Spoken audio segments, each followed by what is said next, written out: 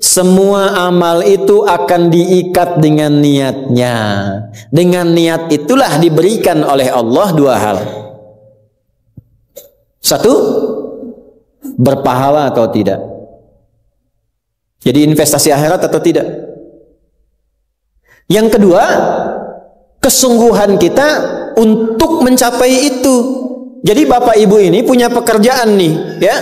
Serius tidaknya tergantung motivasi niatnya. Kalau bapak niat bakal serius, kalau nggak niat nggak akan serius. Anda jadi tentara nih, kalau niat betul jadi tentara akan sungguh-sungguh. Kalau nggak niat ya biasa-biasa saja, ada tugas kerjakan, nggak ada santai. Anda kuliah kalau niatnya benar, sungguh-sungguh belajarnya. Duduk paling depan, dengarkan dengan baik, catat, gak paham nanya. Makanya masuk dengan keluar beda. Masuk belum paham, keluar sudah paham. Ini duduk, masuk kelas, duduk di kursi barisan belakang. Duduk di kelas, bangku deretan belakang. Gitu kan, di dalam kelas penuh dengan obrolan. Dengan pikirin. Gak pernah nanya, pulang. Mau ujian, minggu tenang, jadi minggu gelisah. Pinjam catatan teman. Nah itu belum niat, gak niat tuh kuliahnya. Ya, kalau mau niat tuh sungguh-sungguh pasti serius. Jadi semua pekerjaan itu akan jadi tercapai hasilnya kalau sungguh-sungguh, kalau serius. Serius. Ya, jadi kalau melamar sekali ditolak, kedua kali terus, 3 kali, 4 kali. Ya, kalau tidak ada di tempat itu, cari tempat lain. Ada seorang pemain biola tingkat tinggi itu, biolanya saja harganya puluhan miliar. Kalau sekali konser itu tarifnya, tarif konser biola itu bisa di atas 1-2 miliar. Tiba-tiba dia coba iseng ngamen di pinggir jalan. Ya, jadi kalau kita di kereta di New York itu ada stasiun, di situ suka ada yang ngamen-ngamen itu. Iseng beliau ngamen, gak ada yang tahu kalau itu pemain biola termahal di dunia. Begitu memainkan musiknya, bagus musiknya, yang dikasih cuma recehan. Sekian sen. Dapatnya berapa? Ya cuma sekian dolar, 4-5 dolar aja. Padahal ini kalau manggung tarifnya bisa 2 miliar. Tapi analisis komentarnya sangat luar biasa. Ternyata manusia itu, perhatikan, kalau ingin sukses harus pandai menempatkan diri. Dia dihargai murah itu karena di tempat yang memang tidak mengetahui siapa dia. Ketika dia menempatkan diri pada tempatnya, maka berharga nilainya di hadapan Allah. Jadi kalau Anda di satu tempat dianggap tidak bernilai, cari tempat lain. Mungkin di situ bukan tempat yang layak bagi Anda untuk menunjukkan siapa Anda. Tapi mesti serius. Itulah sebabnya ada sa'i. Apa itu sa'i? Ayo rali-rali kecil. Terus lari-lari besar apa? Maraton. Sa'i dari kata sa'a, artinya sungguh-sungguh, serius mencapai peluang, naik ke atas bukit untuk melihat dengan jernih ke rahmah, ya, lihat dari sofa sampai marwah dengan sifat rahmah. Marwah itu puncak tertinggi yang ingin diraih. Maka gunakan dengan sa'i, sungguh-sungguh serius. Kalau lihat peluang kejar walaupun dengan berlari. Kalau nyampe nggak ketemu, balik lagi walaupun sampai bolak-balik. Pada akhirnya pasti ditemukan yang cocok dengan kita. Sungguh-sungguh. Nah ini Jadi kalau Anda ingin serius, ingin sukses, ya, mencapai sesuatu apapun serius. Yang sekolah serius nih, ya, perwira-perwira masuk mau sekolah serius. Ya, jangan mengandalkan joki. Ayo serius supaya ilmunya benar. Ya, urutkan. Anda juga sama nih yang di kampus-kampus dan sebagainya tuh. Ya, kuliah yang betul. Kan mau Indonesia emas tuh 2045. Bagaimana bisa dapat emas kalau nggak sungguh-sungguh? Itu yang kemarin PON tuh, kalau nggak serius nggak dapat emas. Nah, yang kedua begini, kalau cuman pakai yang pertama, yang belum beriman pun dapat itu. Terus faedahnya kita beriman apa? Ya, gini ya. Ini ada yang belum beriman, non muslim. Kerja serius. Anda sudah beriman, kerja serius juga, sama-sama serius, dua-duanya sukses. Lalu manfaat imannya apa? Tuh. Ini untuk menjawab pertanyaan begini, Pak abdi teh muslim. Nah, non muslim teh tiasa sukses, kaya, abdi teh kaya. Saya sholat tapi nggak kaya-kaya. Nah, itu pertanyaan yang salah. Supaya kaya itu penyebabnya bukan sholat, tapi serius, sungguh-sungguh. Kalau sungguh-sungguh kerja, sukses. Sungguh-sungguh belajar, sukses. Sholat itu, nah ini mendampingi kesuksesan dengan keberkahan. Kalau ingin berkah, sholat. Ingin nyaman, sholat. Sholat mendesain kesuksesan itu melahirkan falah, kebahagiaan yang mendamaikan. Makanya falah dalam bahasa Inggris definisinya success and happiness. Sukses dan bahagia. Balik ke sini, ke hadis tadi. Lalu apa manfaatnya di situ? Huruf ba itu, niat itu apa? Merubah rutinitas menjadi ibadah. Ini yang mahal. Nih Pak, gini Pak ya, Bu. Ini apa Bu? Gelas, isinya air. Fungsi air itu menghilangkan haus. Caranya minum. Tiap hari kita itu minum. Sesuatu yang dilakukan terus-menerus namanya rutin. Disifati jadi rutinitas. Minum itu rutinitas. Tidak minum bahaya buat ginjal. Minum kita.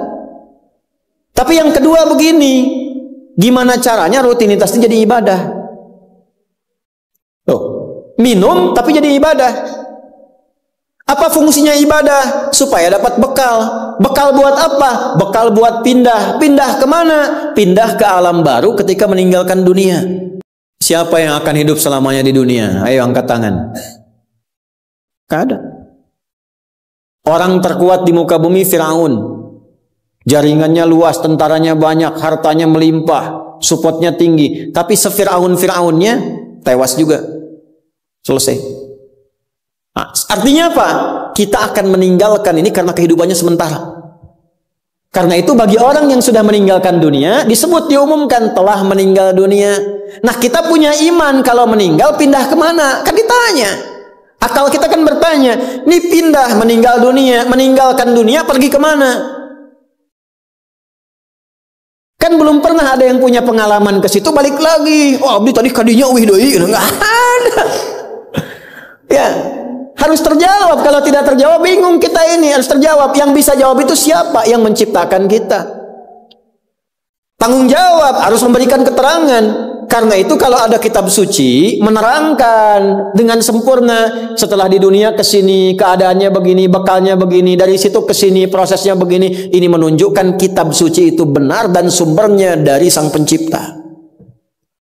Dan berita baiknya, alhamdulillah, alhamdulillah, silahkan riset, silahkan komparasikan secara ilmiah, riset. Hanya Al-Quran yang menerangkan itu dengan sempurna. Dari dunia pindahnya ke sini, alamnya disebut dengan kubur, pemisahnya disebut barzakh. Di dalamnya ada begini, dijelaskan oleh Nabi rinci. Kalau begini begini, kalau begitu begitu. Selesai itu nanti bertahap seperti ini, terjadi kiamat begini, rinci. Kalau itu karya manusia, mustahil ada satupun manusia yang bisa berbuat seperti itu. Kita mau pindah nih, sekarang kita pakai logika yang betul. Hukum pindah itu harus bawa bekal. Ini yang ngaji semua di sini, enggak semuanya orang Bandung, orang Jakarta tuh. Ya. Soreang mana Soreang? Masih subuh, nanti pas maghrib Soreang tuh. Ya, Purwakarta mungkin kan. Ini enggak semua orang Bandung nih. Apakah Anda bisa nyampe ke sini kalau enggak ada bekal? Dari Bandung mau ke Jakarta mesti ada bekal. Beli tiket pakai kereta api cepat. Ya, kereta cepat, bus, tiketnya bekal. Pakai pesawat, bekal. Hukum mengatakan setiap pindah tempat mesti ada bekal. Ini Anda, saya, kita mau pindah dari dunia, minimal transit, ya, waiting roomnya di alam kubur. Mau pindah, pertanyaannya bekalnya apa? Kan pindah tempat. Semakin berpindah tempatnya, semakin beda hukumnya. Ini kita di Indonesia mau transit ke Malaysia, apa dikira mata uangnya sama? Tidak, hukumnya pun nggak sama. Orang Indonesia ke Singapura, hukumnya beda. Oh, bisa rapi, di jalan rapi, nggak ada buang sampah sembarangan, tuh kan? Pulang lagi ke Soreang, nggak bala deui, gitu. Hukum beda, ketatnya nggak sama. Ke Amerika lebih jauh lagi, nggak laku rupiahnya, tukar dulu dari sini, baru dolarnya nyala. Pindah tempat beda hukum. Toilet di kota Bandung dengan toilet di Lebak Bulus bisa beda. Ya. Nih Bang, 1.000. Kok 1.000 Bang? 2.000. Biasanya juga 1.000. Anda di mana? Lebak Bulus. Sini Bandung Pak. Ya, bisa beda hukum. Maka Anda jangan berharap di alam kubur itu hukumnya bisa sama dengan hukum di dunia. Pasti beda. Tetap pertanyaannya sama. Bekalnya apa? Cuman 2 lembar 2 kain. Ibu tambahan 1 bu, kerudung ibu 3 tuh. Makanya saya selalu mengatakan dengan bercanda tapi dalam, mohon maaf ini yang muslimah, berlatih pakai kerudung ya. Berdoa minta sama Allah supaya nanti tidak bikin malaikat mungkar nakir penasaran. Di dunia nggak berkerudung, begitu meninggal dikerudungin, ditaruh ke malaikat, ucu gening. Waktu di dunia teh kerudungan, nah hai udah jantan kerudungan. Man rabbuka, abi jamaah Ustaz Adi, namun belum sempurna hijrah. Pelan-pelan, jangan dihukumi dulu. Dia sujud itu sudah luar biasa. Dia belum taat pada satu bagian, tapi taat pada bagian yang lain. Kita doakan, support. Jangan langsung tiba-tiba, oh nggak taat, dosa, neraka. Nah, kamu neraka, aku maing wes. No, repot kalau gitu tuh. Ya, balik lagi, dikembalikan pada kebiasaan, pada kebaikan. Nah, sekarang mau pindah ke alam kubur, bekalnya apa? Kan mesti jelas. Baju sudah beda, nggak bisa dibawa, itu sudah fitrah Pak. Bapak punya warisan banyak, ditinggal. Nggak ada yang mau ikut, semua ditinggal. Anak-anak tuh sudah catat warisan bapak apa saja. Ibu sesayang-sayangnya nggak akan ikut bu. Bapak jangan tinggalkan saya. Terus kata yang nguburnya, ayo ibu mangga atau mau ibadah ngiringan, nanti aja. Akan masuk. Nah sekarang pertanyaannya bekalnya apa? Ini mesti terjawab. Kalau nggak terjawab, nggak lengkap agama itu. Apa fungsinya Tuhan di situ? Mesti menjelaskan. Nah di Islam itu dijelaskan. Bekal yang kita bawa pulang meninggalkan dunia itu, itulah yang disebut ibadah. Itu. Setiap dikerjakan ada poin ditulis. Poin itulah nama bekalnya. Namanya ajrun namanya. Lahum ajrun ghairu mamnun. Yang kita sebut dengan pahala. Yang menjadikan itu dapat, pahala itu diraih, bekal ibadah itu dapat, itulah niat. Itulah niat. Jadi pekerjaannya tidak berubah, rutinitas tetap jalan, minum tetap minum, kerja tetap kerja, makan tetap makan. Cuma dengan niat itu, di saat yang sama, cara minum itu langsung dinilai sebagai ibadah. Perintah Allah, malaikat tulis. Ya, berapa tulisnya? Sesuai kadar keikhlasannya, minimal 10. Itulah perbuatan yang dianggap benar, sehingga konsepnya dunianya sukses, minum juga, haus hilang, akhiratnya dapat pahala. Jadi dunianya sukses, akhirat sukses, disebut baik. Perbuatan baik yang dinilai sukses oleh Allah disebut hasanah namanya. Makanya kita berharap dunia jadi hasanah, akhirat dikonfirmasi hasanah itu jadi pahala. Maka kita berdoa, Al-Baqarah ayat 201, Rabbana atina fid dunya wa fil akhirati waqina. Apa tafsir hasanah terkait ibadah? Tafsir hasanah terkait ibadah pindah surat ke surat 6. Ayat berapa? 160. Man jaa bil hasanati falahu asyru amthaliha. Minimal kalau diniatkan jadi ibadah tulis 10. 10 itu yang disebut bekal pulang. Sebelum meninggal. Tampilkan nanti. Punten Pak ngetang nate sanes kieu nya 1 2 3 4 itu hitungan dunia. Cara menghitungnya 1 ke 2 500 tahun, 2 ke 3 500 tahun, 3 ke 4 500 tahun. Nanti semua itu diakumulasi, ditampilkanlah surga yang sesuai dengan pahala kita. Kapan ditampakkannya? Saat sakaratul maut, sebelum meninggal. Sifat ibadahnya disebut, sifat orang yang rajin ibadah disebut abdun, jamaknya ibadun. Ketika mau meninggal ditampakkan, karena ditampakkan tenang dia, nyawanya tenang, jiwanya nyaman. Sifat jiwa yang dilatih ibadah saat latihan disebut tumanina.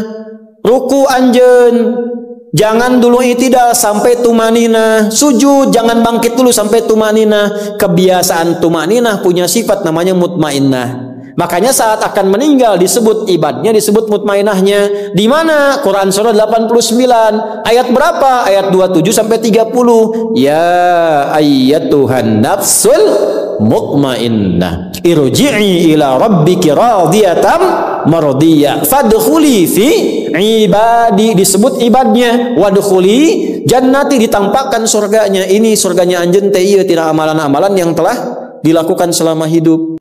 Kalau yang nggak ada bekal, tampaknya yang jelek-jelek sesuai kebiasaannya. Ya. Kebiasaan dugem ditampakkan leng-geleng. Ini bingung, la ilaha illallah, geleng lagi, la ilaha geleng lagi. Yang biasa tahlil, biasa ngaji, wafat sesuai kebiasaan, sesuai ajalnya. Tampak. Nah, sekarang untuk mencari bekal itu bagaimana? Niatkan menjadi ibadah. Itu fungsinya itu mahal. Pembuktiannya setelah meninggal. Kalau bapak nggak percaya, ibu nggak percaya, dipertanyakan imannya. Silahkan saja nanti lihat setelah meninggal. Ya, cara merubahnya bagaimana? Nanti ada 3 bagian. Karena itu kata Imam Syafi'i, hadis ini sepertiga ilmu. Ilmu itu dipraktikkan lewat amal, makanya hurufnya sama. Ain, lam, mim saat belajar. Ain, mim, lam ditukar, lamnya ke belakang, mimnya ke tengah. Saat diamalkan hurufnya sama. Orang yang mengerjakan itu ain pakai alif, lam dan mim, alimun. Tempatnya alamun, tanda-tanda orang itu kenal Allah, maka dia pakai ilmu. Ilmunya dia amalkan, hurufnya sama semua. Ilmun, amalun, alimun, alamun. Allah disebutnya apa? Rabbil alamin, jama alhamdulillahi rabbil alamin. Jadi kalau kita pakai ilmu, gunakan. Begitu digunakan, tuliskan pahalanya. Kata Imam Syafi'i, hadis ini sepertiga ilmu. Karena ilmu itu ada 3. Ilmu tentang lisan, ilmu tentang perilaku tubuh bagian luar, ilmu tentang hati. Semua perilaku kita bergantung 3 hal tadi. Contoh lisan. Panitia, kalau ada teh manis bagus banget itu. Enggak, ini contoh, bukan minta. Enggak, ini saya sudah ada minuman, enggak usah bikin teh manis. Contoh aja, contoh, ya. Kalau ada teh manis bagus banget itu. Itu lisan. Begitu lisan keluar, panitia langsung mikir, aduh, enggak dibikin tadi katanya. Maka coba di belakang dibikin, walaupun ustadznya bilang contoh, langsung bikin misal contoh gitu kan. Itu lisan. Kerjakan, siap kerjakan, komando, jalan, lisan. Jadi perilaku kita kadang bergantung lisan. Makanya ada ayat dan hadis tentang lisan. Hati-hati. Kepleset lisan lebih parah dibanding kepleset kaki. Bapak kepleset kaki bisa diluruskan lagi. Kepleset lisan lama Pak. Prajurit keluar dari sini, keluar. Caci maki tuh panglima tuh. Jangan dipotong videonya ya, contoh ini mah, contoh. Kepleset lisannya, selesai karirnya. Kepleset kakinya, masih bisa berjalan. Maka lisan tuh ada hukumnya sepertiga bagian hidup kita. Kedua nih, ujung kepala sampai ujung kaki, tangan bergerak, kaki melangkah. Hati-hati. Itu semua ditentukan oleh apa? Nih kolbu, amalan hati. Bapak tahu dari mana kalau orang yang senyum itu senang pada Bapak? Bagaimana taunya? Boleh jadi dia iri hati, di hatinya itu ada sesuatu. Nah, karena manusia bertindak dari 3 bagian ini, maka Imam Syafi'i mengatakan, inilah hadis sepertiga ilmu. Kalau paham hadis ini, sepertiga kehidupan kita tuh hatam. Kuncinya apa? Niatkan semua hal itu menjadi bagian ibadah, maka pekerjaannya berkah, akhiratnya dapat.